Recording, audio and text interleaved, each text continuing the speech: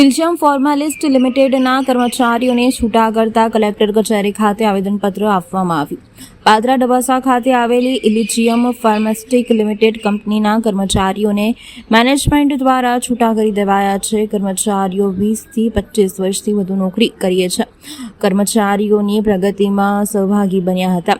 જો કે તેમના 49 જેટલા કર્મચારીઓને એકાએક છૂટા કરી દેવાની નોટિસ આપવામાં આવી છે.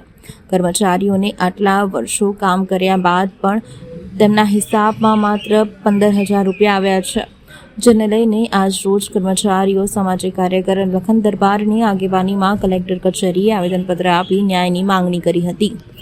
માગણી એ છે અને કલેક્ટર સાહેબને તો રજૂઆત કરવા આવેલા છે અમે કે જે અમને 15,000 રૂપિયા, એ લોકો 27 વર્ષ અમે નોકરી કરી છે, 15,000 રૂપિયા આપીને અમને છૂટા કરી દીધા.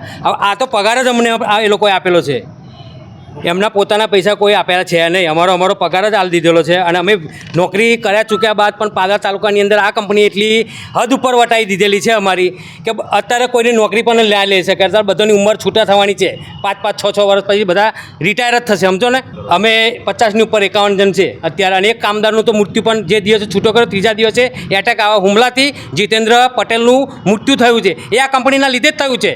કારણદર તો સાહેબ એવું કહેવા માગે છે કે તમને અમારે રાખવા જ નથી, જોતા જ નથી તમે લોકો. અત્યારે લગીને અમે તમારું કામ કર્યું છે, તમે બીજી ફેક્ટરી અને ત્રીજી ફેક્ટરી અમેરિકાની અંદર નાખી છે. આ બધી ફેક્ટરીઓ નાખી છે કોણે? અમારા પરસેવાના લીધે તમે લોકોએ નાખી. અમારી માગણી એ છે કે જો તમારે રાખવા ના હોય, તમે અમને છૂટા કર્યા હોય તો તમે અમને હિસાબ આલ દો. અમારો જે થતો હોય 58-60 વર્ષનો હિસાબ થતો હોય એ અમને આલ દો. અમે લેવા તૈયાર છે. અને અમારી કંપની ફેક્ટરી નોકરી આવું નથી.